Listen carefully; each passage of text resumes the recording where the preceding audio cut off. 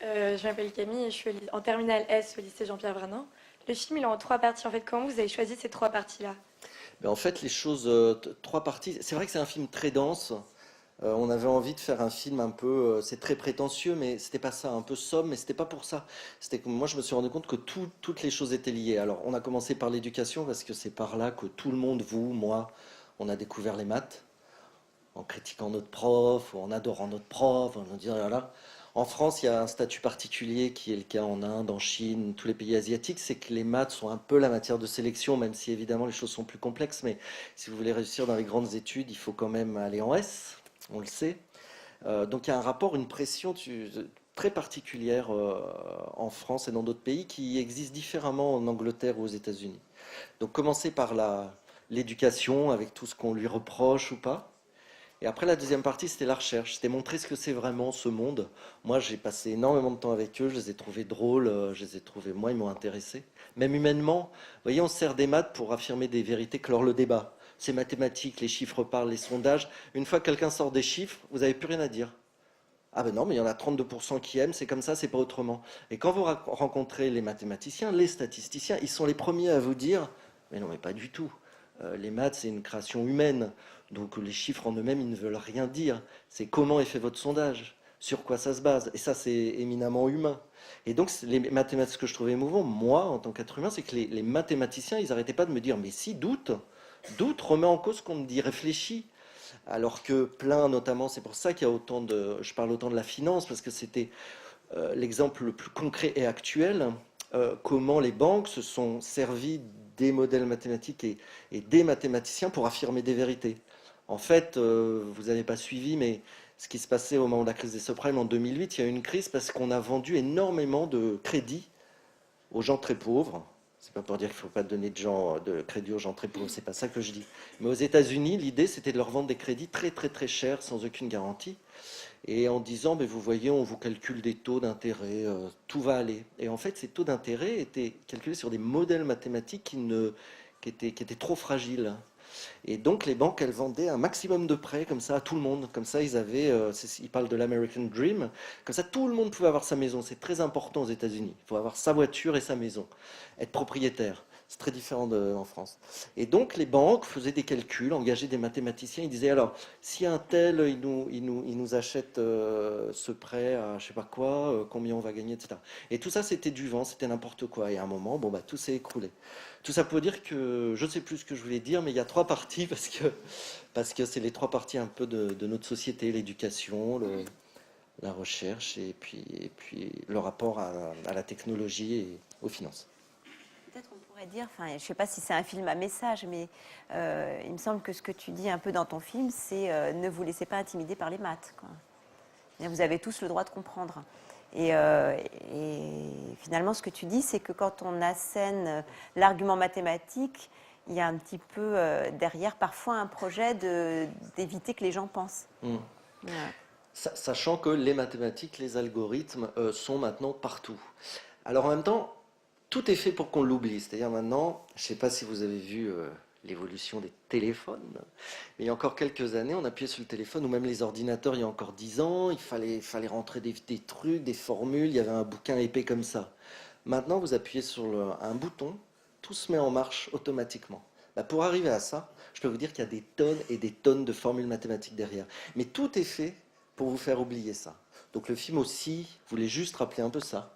Rappeler que certes vous pouvez vous en moquer, certes ça peut ne pas vous intéresser, mais au moins sachez-le. Sachez que j'étais à Berkeley la semaine dernière. Berkeley, c'est une grande fac à côté de San Francisco qu'on voit dans le film. Et j'ai présenté le film là-bas. Et il y avait un étudiant, et il a levé la main à un moment, il a raconté que, parce que la finance, ça les concerne encore plus que nous, il a raconté qu'il avait fait une business school, c'est-à-dire c'est les écoles de commerce, enfin c'est des écoles pour devenir homme d'affaires. Et il était au chômage. Et il racontait que c'est tous les mathématiciens, les informaticiens de Stanford, Berkeley, le MIT, de partout, qui étaient en train d'être engagés partout, en fait. Et il y avait une espèce d'ironie qui était que les traders qu'on adule, ils sont tous en train d'être mis au chômage. Et en fait, parce que maintenant, on a besoin de compétences technologiques très fortes. Donc voilà, je ne sais pas, je ne suis pas en train de vous dire faites tous des maths, mais posez-vous la question.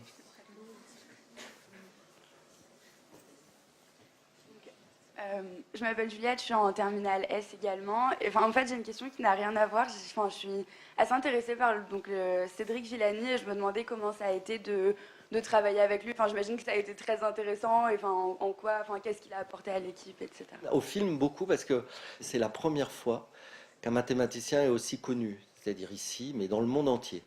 Pourquoi ? Parce qu'il a eu envie de jouer le jeu, il avait envie de se servir des médias pour faire connaître son art. Il avait un look qu'il a depuis 20 ans. Vous savez, vous l'avez vu oui, dans le film. C'est assez drôle d'ailleurs, il m'a raconté que en fait, il était là, il se cherchait un peu et à 20 ans, il est rentré dans un magasin de costumes de comédiens qui est à Paris, rue Strasbourg-Saint-Denis, c'est assez connu. Et en fait, il est rentré là-dedans et c'est là qu'il a trouvé ses jabots, ses machins, ses trucs. Il a trouvé son look et il est tout le temps habillé comme ça. Là, j'étais à Berkeley parce qu'il travaille là-bas en ce moment. Donc, on montrait le film aux Américains avec lui. Et même le soir, je suis allé manger chez lui le soir avec sa famille, il est habillé comme ça. On a eu un scoop dans le film avec son t-shirt tête raide à la fin. Je vous le dis, vous ne le reverrez pas de sitôt. Mais donc voilà, non, il était formidable. Il est un peu excentrique, un peu comme dans le film, quoi. Donc c'était assez drôle, c'est vrai, à filmer. Et puis après, il n'y avait pas que ça. C'est-à-dire, s'il n'était que drôle, s'il n'était que cliché, s'il n'était que marrant, ça m'aurait pas intéressé. Mais il est très. Enfin, moi, j'adore comment il parle. Il a envie de transmettre. Il a envie de. Donc voilà. Mais ça nous a beaucoup aidé aussi pour la visibilité du film. Parce qu'on est dans un système où il faut des stars et pour passer à la télé, etc. Et bah là, oui, ça nous a aidé. Après, moi j'ai eu de la chance parce que je l'avais choisi 6 mois avant la médaille Fields, donc j'ai eu la chance qu'il l'ait en fait. Et du coup, ça nous a beaucoup aidé après.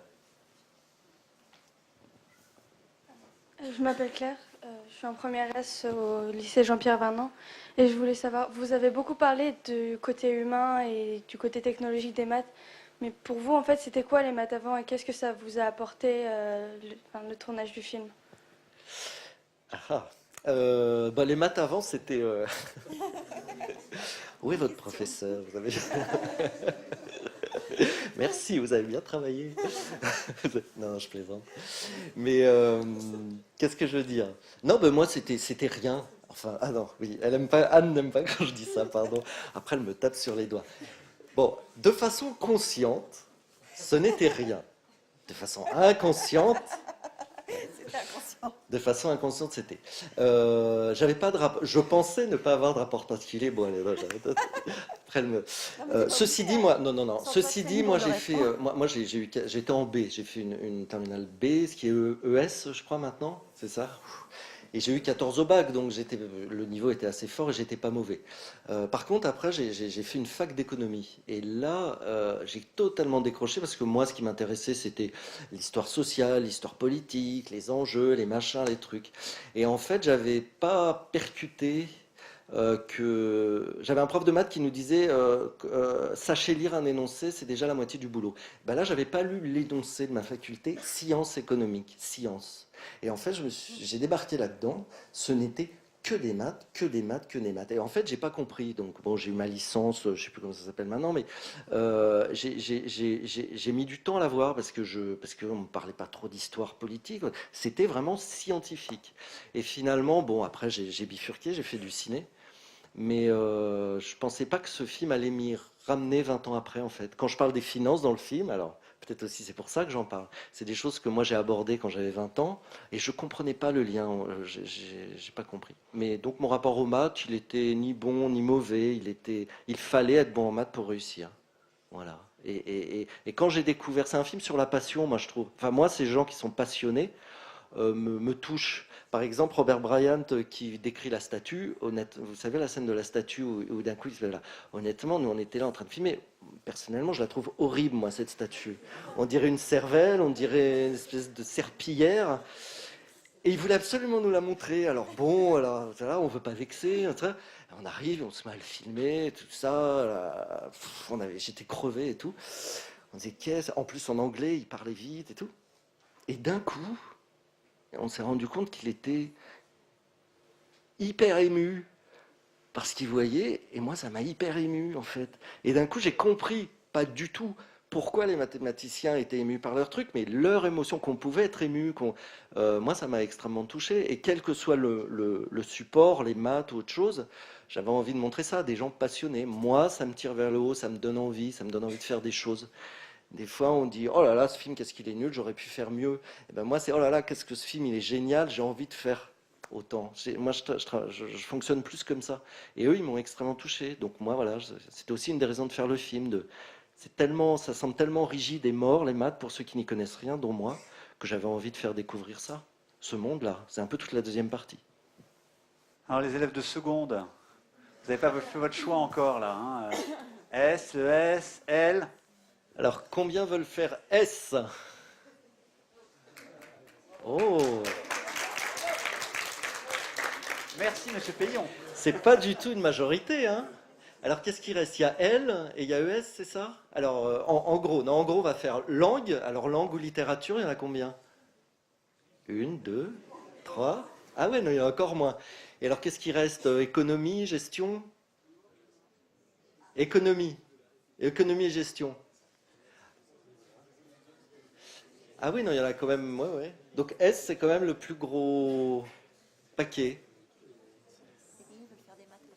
Alors, vas-y, demande.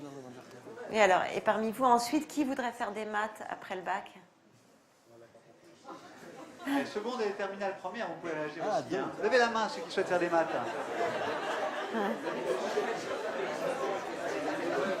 Il y en a. Donc, il y en avait qui voudraient faire des maths plus tard. Il y en a 4, 5. Mais en fait, en fait, il n'y a que 3000 chercheurs mathématiciens en France. C'est-à-dire, c'est vraiment pas beaucoup. Donc, finalement, le rapport est peut-être respecté.